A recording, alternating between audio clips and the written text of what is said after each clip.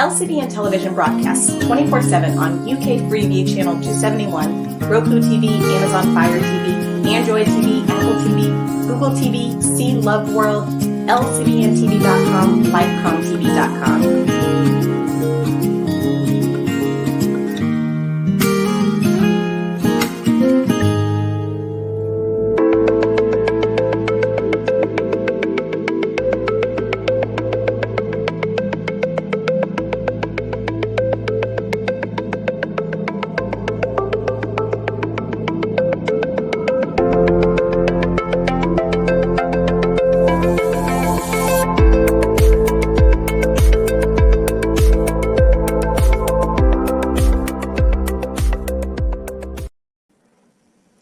Good evening, and welcome to another episode of Conversations with Lydia.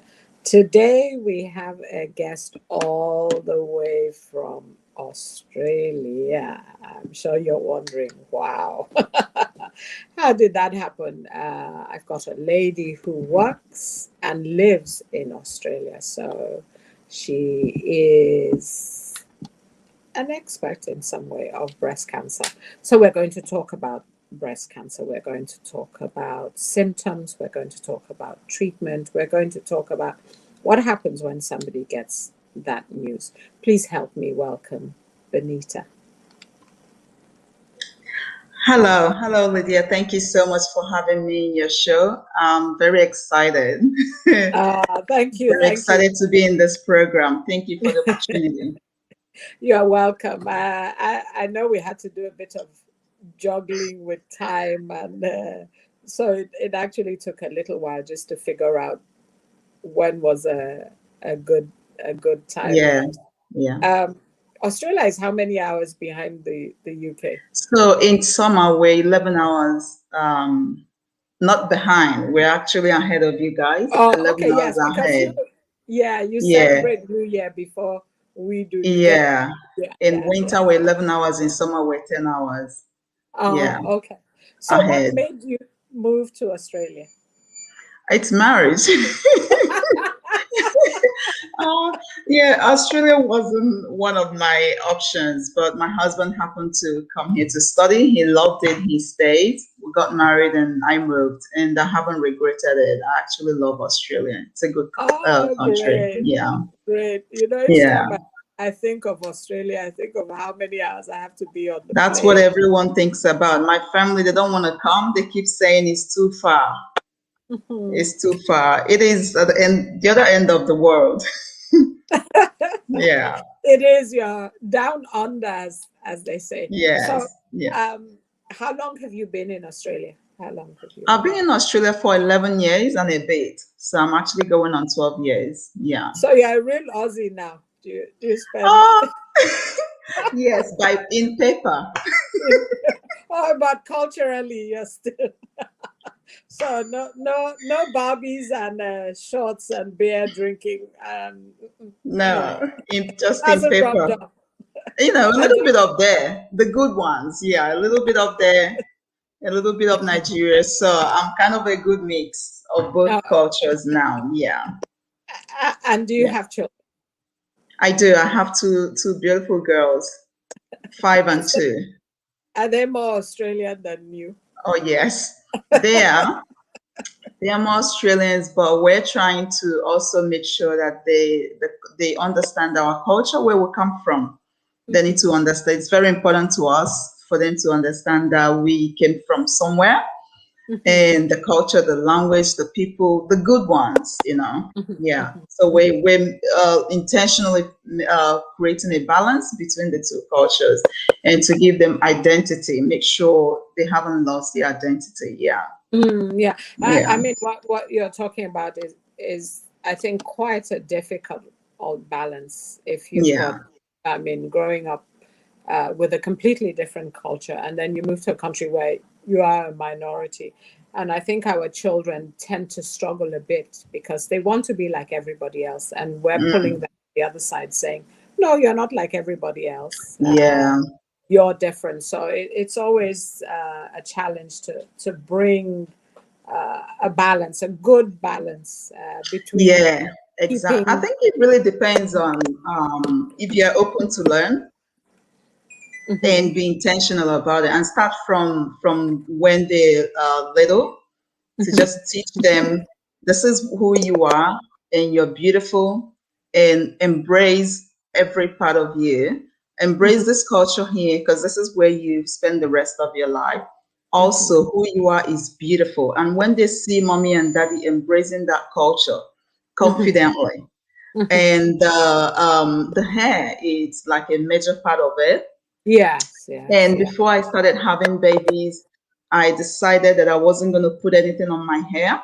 Mhm, No chemical, no relaxer, no extension, no whatever. I'm just mhm, going to wear my natural hair, however that is, and mhm. just take care of it. And then I had my children, and that's all they know. They've never seen mommy trying to be who she's Have not. straight hair. Yes, I'm not yeah. saying that, you know what I mean? So this is like my personal preference. And Mhm, she's growing up that way and she loves her hair. She loves her skin. I'm telling her about her skin. I got books about her skin. She loves how beautiful her skin is. mhm, So the way we're going, touch wood. I think she appreciates who she is. She appreciates that she's different, and every other person is different because Australia is a multicultural country as well. mhm, There are a lot of people from different cultures. mhm, mhm. Yeah, Yeah, I think what you're explaining and trying to give your daughters is the fact that actually, if we can be strong with who and be okay with who we are inside, then it's okay regardless of where we are, because everybody might look the same, but they're not really the yeah, same. Yeah, exactly. Yeah, they're not really the same. They might have that's more in true. than you, but they have their own identity. And I think it's quite important in trying to, especially children growing up in countries where they are the minority, the idea of reinforcing how beautiful or how special they are too, and actually being different makes them special. And Yeah, exactly. yeah, but And not you to have to do acknowledge. it. Yeah, Mhm, and go you have on. to do it every day. It's Yes, you have ongoing. to. Yeah, Yeah, it's a yeah, constant because battle. they mirror what we do. Hmm, They hmm. mirror what we do. So we have to live by example. Yeah, and we have to also acknowledge that it's challenging, especially when they're much younger or they haven't sort of had the benefit of growing up in a country where they were not the minority and everything was on an Yeah, equal platform. yeah, Yeah, yeah, yeah. yeah, So thank you for coming. But we want to talk about your work. It's nice to hear yeah. about who you are and your family and your journey a bit in Australia. I'm sure you could write a book about moving and I could. settling down and I adjusting to could. all the knobs. Okay, so you're a mammographer. I am. So I'm Okay, a so can you radiographer. explain what you do? Explain basically professionally what you do. Yeah. So professionally, I studied radiography, and this is a medical radiation science. It's called. And I did studied. I studied overseas in Nigeria before I migrated to Australia. And came to Australia, went back to Hmm, school, did a little bit of studies here and there before I could hmm, become a member of the registration body here to start studying, so to start practicing. So basically, what we do is, as a radiographer, general radiographer, we work in the hospital and we deal with hmm, X-ray, CT, MRI, ultrasound. As a hmm. mammographer, we also what we do, we specialize in breast examination. So I do both. Hmm. I work in the Okay, hospital. so I also work, you work. yeah, So I yes. So guess a I do radiographer both. does all those tests. So the MMI, Yeah. So a CT radiographer scan. does multiple. We do general, yeah, we do Mhm, X-rays, ultrasound, mhm, CT scan, mhm. MRI, but mammographer just specializes in Just just specialize breast examination. in the area of the Yeah, breast. using Okay. X-ray. Yeah, so I Mhm. do both. Okay. So what made you choose let what made you choose the breast area? to specialize in? So, yeah, that's a really interesting question. Basically, when you're studying, you have these options. You have the options. You do every single one of the modalities Mm-hmm. in uni, and then that informs you in what practicing then you choose. But what made me choose was when I was doing my internship, my manager at the time Mm-hmm. told me about mammo and asked me if I would love to get training in mammogram. Mm-hmm. I accepted. I'm like, I'm in Australia. I have all these opportunities. So I'm just going to take these opportunities and train and gain every experience that I have I'm opportunity to gain. And so she sent me off fully paid for this training. And I went there and I was amazed because like UK, this is breast screening program. So it's basically screening the group of people, women actually, women who are well otherwise, no Mm-hmm. cancer, no lumps, no symptoms. Mm-hmm. So it's like basically you're fine, there's no symptoms. Mm-hmm. So we screen you, and what we're trying to achieve is to make sure that you have good breast health and to be able, because mammogram find the smallest calcification in the breast even Mm-hmm. before you start feeling it as a symptom.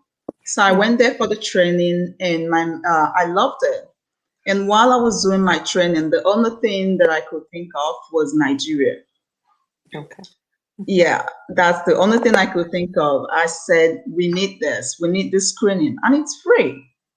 Mm-hmm. And there are a lot of programs around it, a lot of funding around it, and it's to encourage women to come and more women to come for the screening. So I decided to stay. After the training, I told my manager I love it, and she liaised with my manager at Mammo, and they decided to give me an employment there. Okay. And that's how come I'm working as a mammographer. And so far, so good. I love it. I'm learning so much. And everything I'm learning, my first thought is this could be transported to Nigeria. Mm-hmm. This could work in Nigeria because I want the women in Nigeria and Africa to be able to have this opportunity. Okay. I know, Yeah. like in the UK, when a woman turns 50, she gets this invitation, to do a mammogram. Yeah. Our first port of call. You normally wouldn't do it earlier on in life unless you felt a lump Something. or something. Or I know some women pay, Changes. Yeah. yeah, Mm. and some women also paid to do it privately, you know. But usually the reaction when you turn 50, there's a lot of elation most of the time, and then you get this letter through the post. It's And like it doesn't stop. it doesn't stop until You you do come. Yeah. something. So at what age do the Australian women, when does it become sort of mandatory It's in actually Australia? the same thing from 50. Okay, You at can 50. start from 40. It's your choice. You can start from Okay. 40. You can give us a call and book an appointment. We won't be able to send you a letter at Mhm. 40, but you can come. Okay. You have to give us a call or book your own appointment. Then from 50, you start getting the reminder The reminder. or up Okay. until you're 74. Why does it have to be that age when we're getting a bit older? Why is that the time that we have to come? Because now somebody else is saying to you, whether your breasts feel okay or not, you need to turn up for this appointment. This is something you have to do. Why is it that time of our life? It's basically because we're assuming that from 50, you're going into menopause. Hmm. So, and your breast, it's losing most of the glandular tissues, and you will be able to see through the breast tissues Hmm. better. Hmm. That was why because younger people, the breast is fuller, there's more tissue than fat. But by 50, it is assumed that by 50, you're going into menopause, and we can see more through the breast. We can see the littlest calcification. So that's why they're doing it. But if you have family history, you can always start at 40 or whatever age if you have family history. And here we do it once every 2 years. But if you've got family history, say your sister has got it, you can come. You have to come every year. Every year. Yeah. Okay. Yeah. So this calcification, you've said it a few times. What is it? What is this calcification? So this is just a density in the breast that it's not supposed to be there. Some calcifications are just normal. It's normal for every woman. And this is why we advocate for every woman to know their breast first. So you have to know your breast first, because if you know your breast first, then you'll be able to notice if there's any change. So this calcification, sometimes it's what grows into a cancer, but sometimes it's normal. Sometimes it's benign. It means it's harmless. Then sometimes it grows into.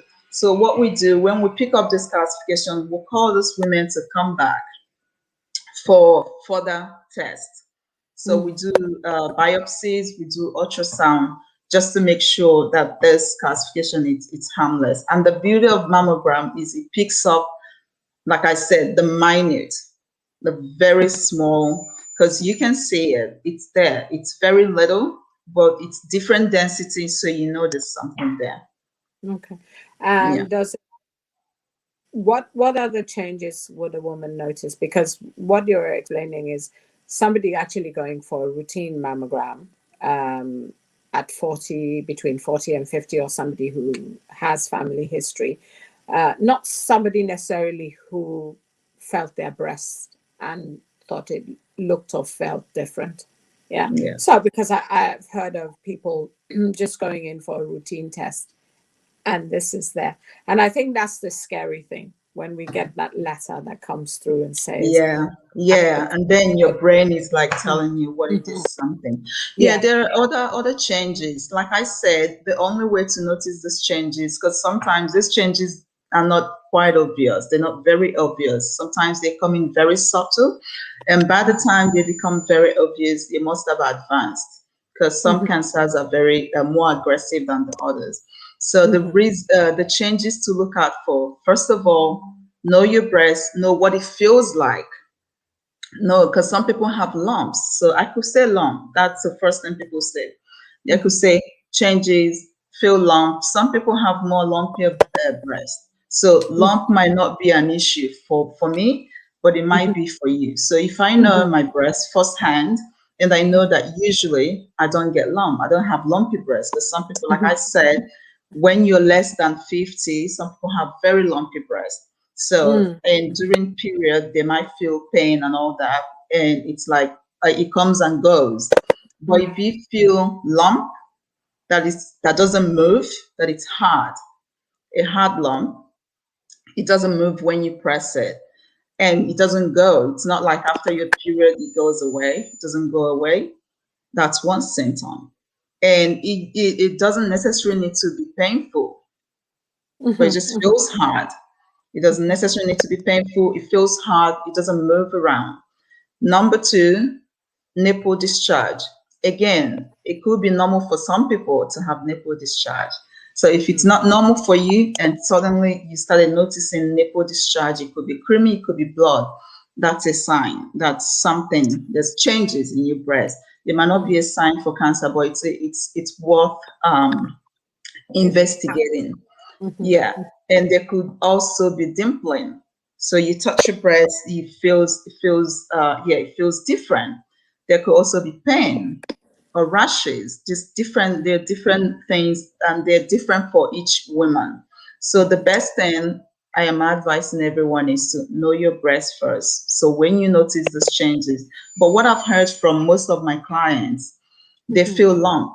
Actually, that's the most common. That's the biggest one. That's the most common. All the time. Most of them, they feel lumps and they come in, and most times it's nothing, but the other times it's something. So when they feel that lump, they come in, get tested, and the lump gets removed. And they might get a little bit of radiotherapy, and that's it, and they're free. Yeah. Okay. So what the message is, when you get the letter, please go and And even have, if you don't get the letter, don't wait until you get don't the wait. letter. Yeah, Yeah, because don't wait. sometimes If you they get, feel, don't wait. If you're 40, if you're 39, if you're 20, because even younger women are getting it. yeah, 20 yeah. something are getting it. And I feel like this should change in the future. They have to kind of change the age, because a little more younger people are getting it. So even if you're 20 and you feel 20, you're still learning your Your breast body. and your body. And that's why we're all the shows. That's why we're doing this program. Even if that you're 20 doesn't mean cancer doesn't discriminate. No. Cancer doesn't even care how How old? unfortunately it's not a disease of the old anymore. Yeah. Mhm. So however old you are, if you've noticed any changes, something, your brain will tell you, your instinct will tell you, oh, something is not quite right. The best thing to do is to go to the hospital and get it checked. And then for people who get the letter, please, when you get the letter, make it a priority.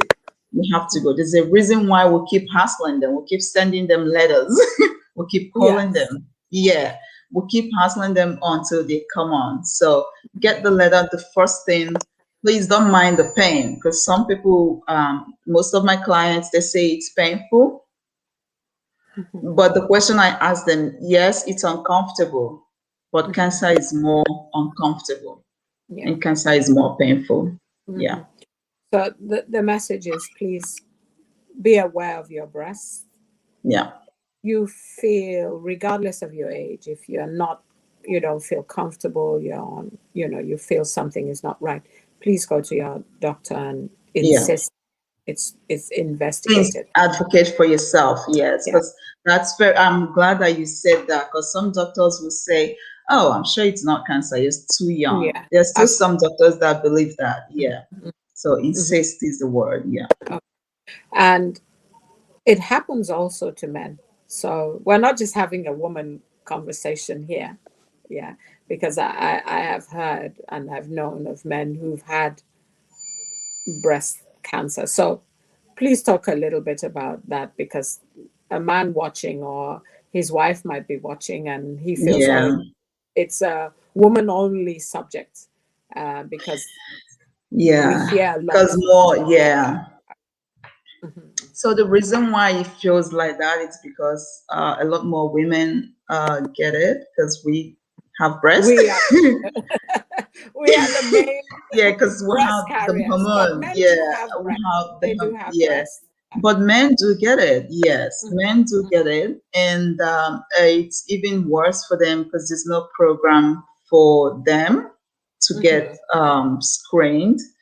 Mhm. But it's the same as women, and it might come as a shock to some men, but men do get breast cancer. Is the same. They just have to fill their chest wall, just like Okay. we do. Yeah, use Yes. your Yeah. finger as well to fill your chest wall, just like we do. And for them, I think it's going to be even easier for them to find out if there's something, because they haven't got the tissues that we got. They Yes, haven't they got don't have more the as time. much Yeah, so facts it on might be to. easier for them to because there is like chest wall and burn and ribs, so it might be easier for them to feel. So that's the advice. Men should also do the same thing that women do, which is to do breast self examination. Mhm. Mhm. Yeah, Okay, and if a man routinely. notices that there is a lump, or there is fluid coming out of his nipple, or there is some difference, some change in the way his breast is on his chest wall, to please also go Go to to the hospital. Yeah, yeah, and have it yeah. looked at. So in term, I know, we don't understand why cancer comes, or how it comes, or which part of the body it manifests itself. Do you think that, I mean, now it is quite a prevalent, disease or illness? Do you feel that mental health impacts the physical body, and contributes, I think, to some of these illnesses?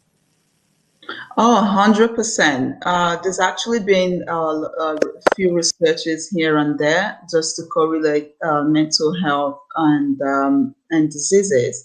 And just the other day, I was listening to the radio, and it came on to say now Australia is working to reduce mental health issues because Mhm, they found out that the more stressed or depressed that you are, mhm, the less immune you are. So it decreases your body immunity and your body's ability to fight naturally, because our body has the natural ability to fight disease.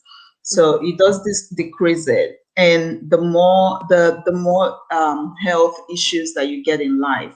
So if you're depressed and you're mentally your mental health, you have some mental health issues, or because it's a chain reaction. So it mhm, starts from just being stressed, and then you go into depression, and then you go into psychosis, and all these things impact your body, impact mhm, your immunity, your natural ability for your body to fight. And that's mhm, when you get all this opportunistic diseases here and there. And it's mhm. even harder to deal with. So it definitely has direct Impact. Mm. impact. Yeah. Mhm. Okay. So when you do the mammograph and there is something, there's a lump. At that point, would you be able to tell whether it's cancer or it's just a benign lump? No, we have to conduct a few more examinations. Mhm, So a client walks in, has the mammo done, we send her home, right? And we do have group of doctors, that have a look at these pictures. We have about 3 or 4 doctors that individually check mhm, the images, and they all have to agree. So if there is a calcification or whatever in the breast, they all have to agree. This is where it is. This is what it looks like. And then we'll bring this client back if it is suspicious. They use suspicious. So if it mhm, is suspicious uh, thing, calcification on the breast, they decide to bring this patient back. So patient has more mammals, biopsy, and ultrasound, and then pathology and histology. So they do a lot of blood tests mhm, coupled with biopsy and ultrasound before they could arrive that okay, this is cancerous or this is benign. So mhm. it's either it is cancer or it is benign, and then we send patient home. If it is Mhm. cancer, then we make plan for treatment. Okay. So Yeah, there's quite a lot of thorough investigation before yeah, is told, yeah, yes, it's just a benign lump. So benign means a lump that doesn't have any yeah. It means it's harmless. yeah, Yes. yeah, it's just a growth. So do are those even the harmless growths, what happens to them? So I think what happens is that they check back your history. So they go back to your history. If you've got any history of breast cancer, some people elect to take that growth out. Hmm. So you can take it out. It depends on how the size of it, or they leave it for a couple of years to. They keep checking. They keep coming for routine mammogram, and then we'll compare with the old pictures. And this is to check whether it's growing Hmm. or not. So some people decide to take it out. Some people just want to see what it's happening to it. Yeah. So 2 options: you can decide to remove it surgically, Hmm. or they could be cyst as well. There's some that are cyst, so they could decide to aspirate the cyst, like Hmm. remove the cyst, or wait to see if the cyst or the growth grows actually in size. If it doesn't grow, you leave it in, it's harmless. Hmm. Yeah. Okay. All right. So I can imagine the tension and the anxiety and the fear that builds up. I mean, somebody finds a lump, they come to the doctor sends them to you, you do the mammogram, and they're in this holding and waiting bay to be told, you're fine, you're not fine, you may have cancer, you may not have cancer. So how do you break that news, and how do people manage, quite, it's quite a devastating thing, I think. Oh, it Even is. the Yeah. holding, yes, but if later on we'll talk about people who hear that they have cancer, or women in or men even hear that they have breast cancer. So how do people manage that time that they're waiting, to hear the So, news? what we do when, thank you, what we do when we call these women, because the anxiety starts from when they receive that call to come back. Because, like I said, it's not black and white. So, they come for the normal screening because we don't do diagnostic. They're diagnostic mammo as well. And those ones are, they attend to the people who already have symptoms.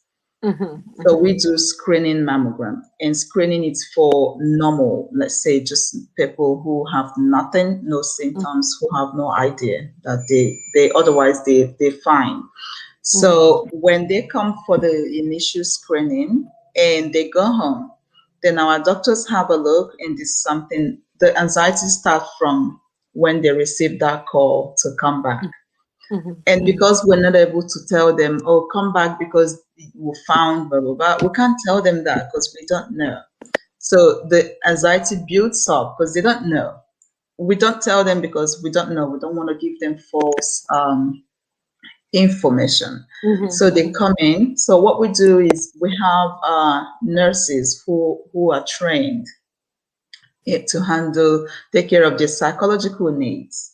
So we mm-hmm, have this nurse psychologist who work with us, mm-hmm, and they are the ones there with these patients every single time to talk to them, to reassure them, to give them tea, coffee, and just to keep constantly explain to them what we're doing.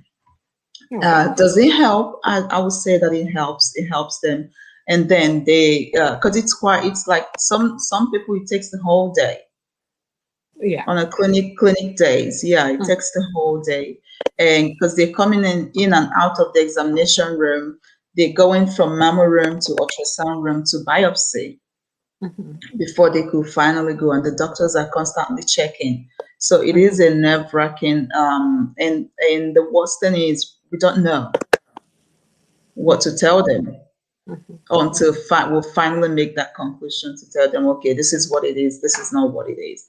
mm-hmm.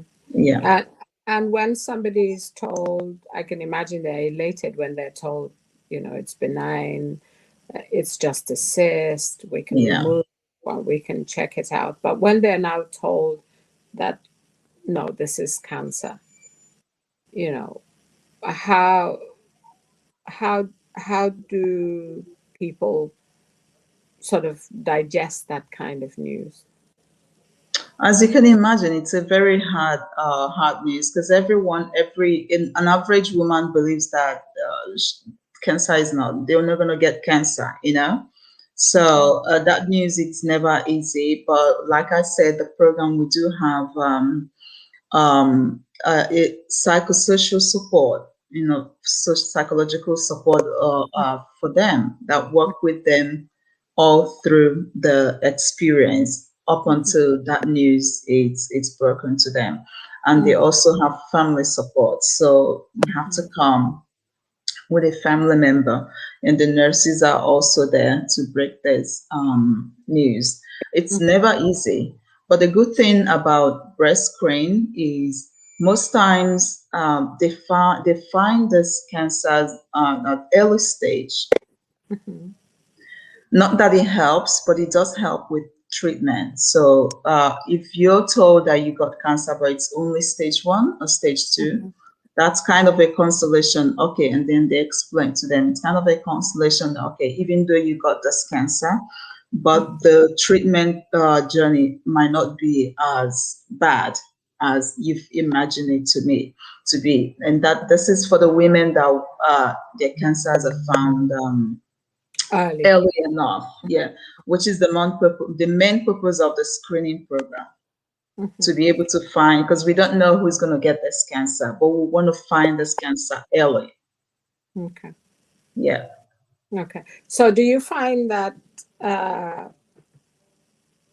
people, is there more resistance from people of minority or of color coming forward to do mammograms as opposed to Caucasian people, for example? Do we Lydia, have? if I talk, yeah, yes. The answer is yes. There is, and that's what brings me to my goal, because my goal is to get a lot more people of color. Yeah, every day I go to work, I'm praying, please let me screen at least one person, Of color. one of color. And of color, I mean from Africa. That's when I say of color, I mean from Africa, because I feel like other cultures are actually more of them are coming. But Africa, particularly, women are not really taking it seriously. Because and what I found, few of them that I've seen since I started working as a mammographer, I've only seen a handful of them, and it's quite shocking. Because here in Sydney, we do have a good number of African women who are up to that age to come for screening. Why do you think they are ignoring, why do you think they ignore the letters or choose not to come to have the mammograms done? What do you think is going on in their minds? The few people, because I do, one thing God blessed me with is the ability to communicate with my clients, to engage them. So the few people, women from Africa that I've screened, I do talk to them. Even people from other cultures, even Caucasian women, I do talk to them. And what I have found is most of them feel that they don't want to think about it, because too much to think about. They believe in the power of it. They feel if you think about it, then you're giving it power. I'm fine. There's nothing wrong with me. So I don't want to think about it. I don't want to talk about it. God forbid. So it's more for religious, let me not say spiritual, I'll say religious. It's more for religious reason. Yeah. And another thing is just the discomfort. They feel I don't want pain. Yeah. I don't want the pain. I've heard. But so the they pain listen. also, is it linked to, your bio said something about knowledge is power. Yeah. So is it linked because the discomfort, I don't feel, is enough of a reason, because yes, it's quite an invasive screening, but so is an MMR or CT scan. Other one. No, I think even just going to the doctor, even as a woman, is quite evasive. If you're you're standing in front of a male doctor, even having a baby, yes, having a baby or having an internal examination, even if it's something to do with me. Yes. A lot of other yes, exactly. And so I think even as a woman, some of it is quite evasive, and intrusive on the woman's body. But the concept that it's painful feels like not enough. So would you also feel like people of faith? I don't think it's a particular faith, but do you think that people who have faith also feel, because that's a bit of what you're saying, that if I can, think positively, then this thing won't happen to me. But having a test is not thinking negatively. It's Yeah, checking. no. So Yeah. would they think the same going to the doctor if they were not feeling well? Would they use that same ruler? So because what they're saying now is if I go for the test, they're going to find out that something is wrong. They're gonna And when find out you find out something. something is Yes. wrong, yeah, Mm, mm. it's going to be cancer. So they've gone from 0 To to yeah. 100, yes, Yes, because I don't want to know. Yeah. So so you, yeah. the not you, the person not going for the test, does that take away the fact that they might have cancer or cancer might show up later on?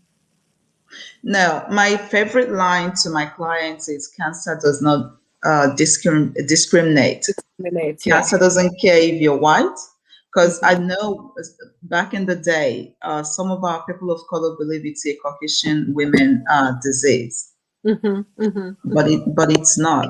Or they Mm-hmm. feel, oh, maybe it's in the food that they eat, Mm-hmm. or it's they come up with all this myth, different kinds of myth, and unfortunately, no matter the level of education that it's going out there, there Mm-hmm. are still people who needs to be reached individually Okay.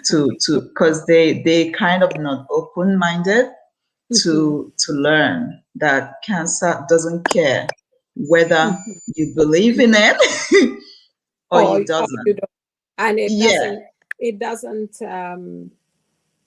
and going for a test doesn't take anything away from your faith, doesn't No. take away from the fact that you are less of a believer, because uh, the word says the rain falls on the just and the unjust. So we can't Yes. always determine what's going to happen. And because we're a believer, Exactly. that always protect us from all of life's challenges, I'd like to say. Yeah. So when you speak to these women, is that your way of them saying, please go back into your communities, into the other women that you know, and tell them it's okay to come and do a mammogram? Yes. I remember my last African lady that I screened. That was last week. Mm-hmm. So she walked in, and from the moment I saw her, I reminded myself that I've always been professional with my clients, and I do take care of my clients, but I took extra care. At the back of my mind, what I wanted to do was to give her a good experience Mm-hmm. so she can go back and tell her friends Mm-hmm. that this wasn't a bad experience. So I was chatting to her, doing the screening, and I said to her, do you know that even some of us that are in Australia, some of us, the women, we still die. They still die of breast cancer. Do Mm-hmm. you know why? Because she had only had breast screen once in her life, and she was like 60 something. Mm-hmm. And I said, do you know why people still die of breast cancer, even in a community like Australia, where there are all this free access to screening, to treatment? Yeah, because here Medicare is free. And do you know why? And she said, um, I think she was kind of trying to say that they're just scared. And I said, what's scared? After the memo, I said, are you still scared? She said, no, it wasn't bad at all. And I said, do you think you can tell your friends? And she was okay. She said, I will come back. I encouraged her to come back, and I encouraged her to tell her friends to come back, because cancer doesn't care whether you believe in it or not. It's still gonna come. I said, don't you think it's better that will find it earlier on and deal with it earlier on, rather than when it has advanced and you go through, it will have much more impact Much more on fatality. you. Yeah, on you, on your family. And even if you end up surviving it, it will take a toll on your psychology, it will take a toll on you physically, Mm-hmm. financially, and in every other way, in your family as well. So that was what I did. And I'm also advocating, even while I'm working as a mammographer, I'm advocating as well to my people, to women of color, to Caucasians, because the worst, some of them also say that. Yeah, I've yeah. heard I, someone say to me, yeah, I've heard a Caucasian say to me, I will never get mammo done. She is a carer her client. She brought her client. She's a carer to a client. So she brought her client came for mammo.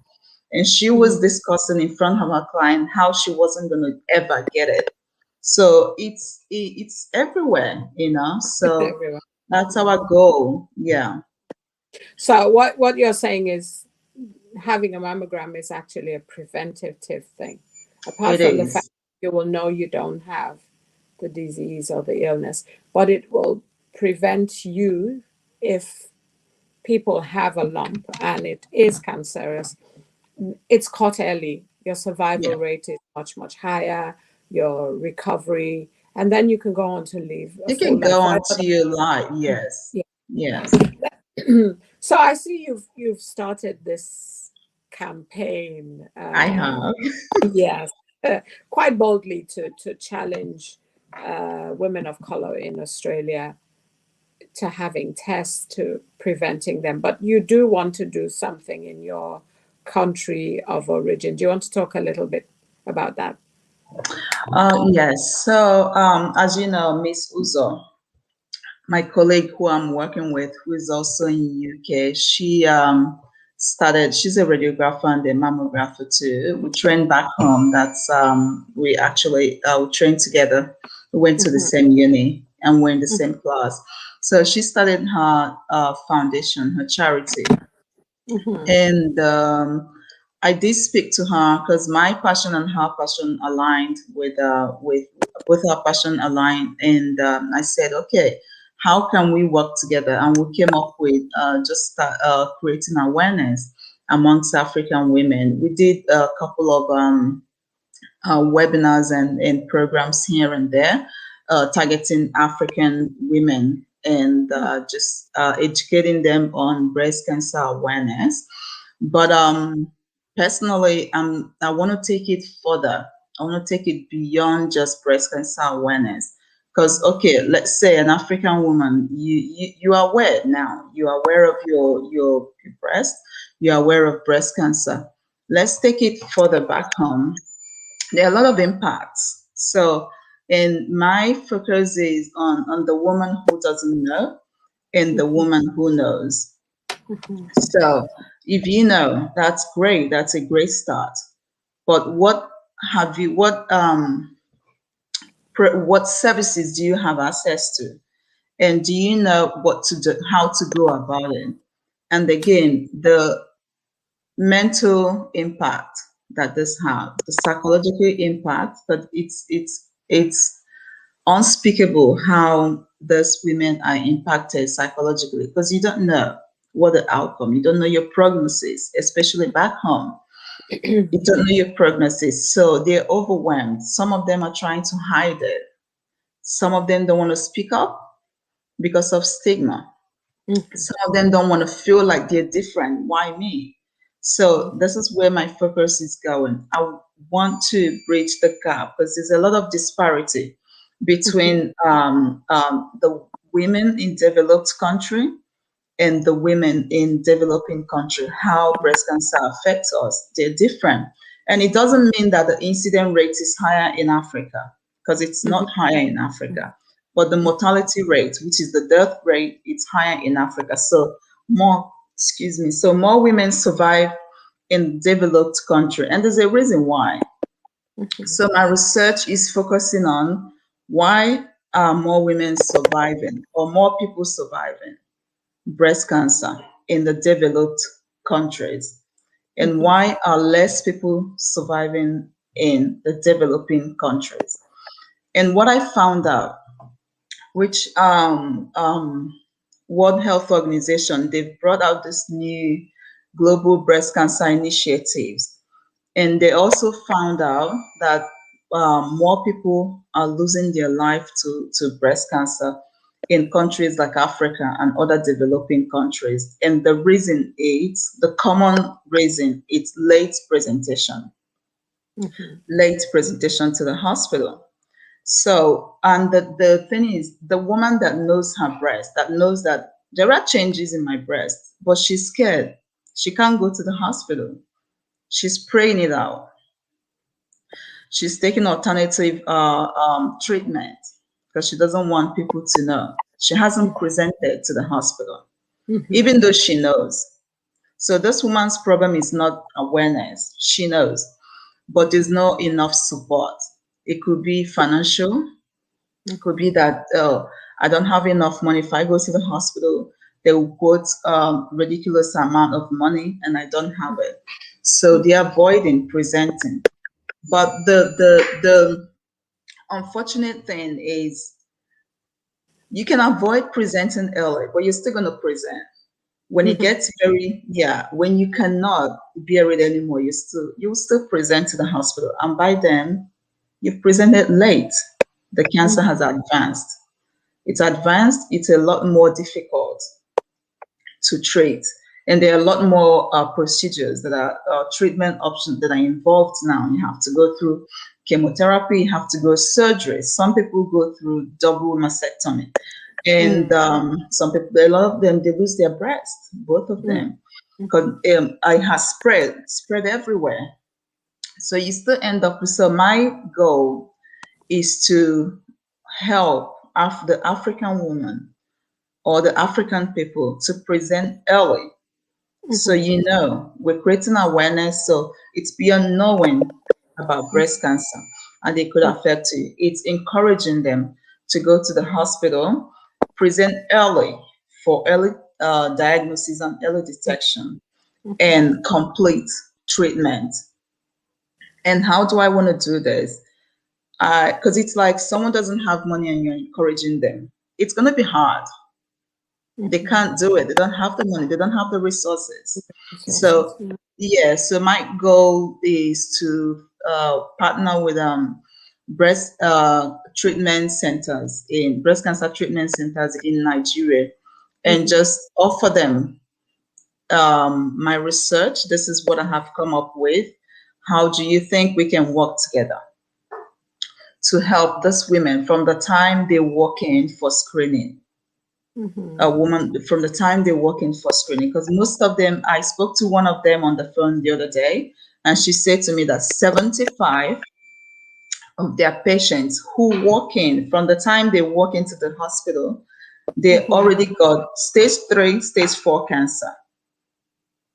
So that's what we want to reduce. Yes. So we encourage, Okay. So quite a big vision, but very important, because what you're saying is the finance is a problem, but also information. Information. Yes. And psychological support. Yeah. Which I think is really crucial even in the whole of the third world. The whole of yes. We used to have community support where there was somebody to stand by you through all of these journeys, but now that is not the case, because life has changed a little for all of us. So it's sort of about creating support systems. So even when they don't have the money, at least for somebody to be alongside them, yes, on the journey. And not to say that we don't know whether the alternative medicines work or don't work. We know, of course, prayer works. Oh, yes. God has given people like yourself and medicine the ability also to aid healing, and the more information people have, the better the chance of them recovering, which I think is your goal. Yes. Yeah. Okay. That's my goal. Yeah. Thank you. What would you like to leave us with today? What would be your what I would like to leave us with is we'll have to all come together and be our brother's keeper. We have to stop shaming people who got breast cancer, because it's nobody's fault. It can be us anytime. It can be us tomorrow. And encouraging women from Africa to speak up, to open up, speak up. You could be an advocate yourself. You could be an advocate. You could save another woman from going through what you've gone through. Most advocates in the developed world are actually people who have lived and survived breast cancer. So let's all work together as women, look after each other, share information, and encourage each other to fight this deadly disease. As you know, breast cancer has overtaken lung cancer. It's the most deadliest cancer actually now. And in Australia, 1 in 8 Australians get breast cancer. And every day, I think it's every day, around 80 something or thereabout are being diagnosed. Yeah, so a lot of people are getting it. We don't know what's causing it. Let us look after each other physically, mentally. We can go to seek counseling. It could just be someone calling me up. I'm available. Call me up. You don't have to pay. I don't charge. So you can do not be afraid, do not be ashamed to speak up and to seek for help. We can fight this disease. My goal is to one day live to see that Africa and other developing countries have bridged the gap, the disparity between that their survival rate has increased. That's my goal. They die less. Breast cancer doesn't have to be a death sentence anymore. We can all do this together. Thank you, Lydia. Thank you. Thank you, Benita. Thank you for your time. I think you went to Australia hoping to get married, and God has given you Yeah.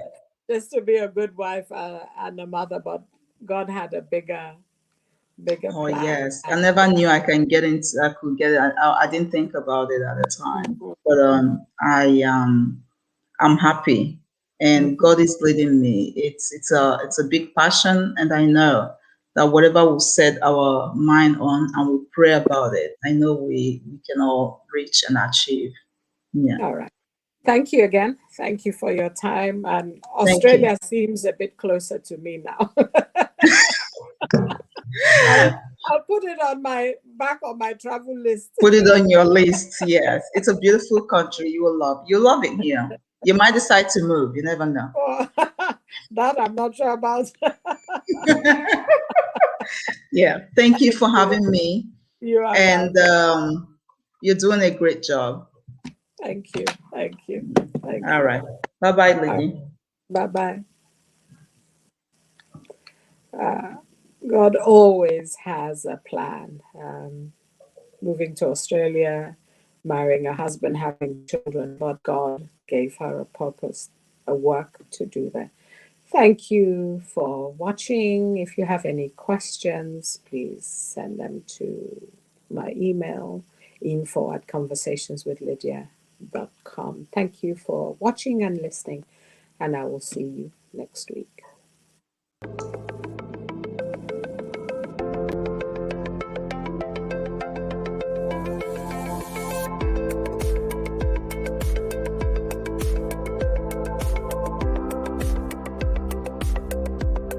LCBN television broadcasts 24/7 on UK Freeview Channel 271, Roku TV, Amazon Fire TV, Android TV, Apple TV, Google TV, See Love World, LCBNTV.com, LifeComTV.com.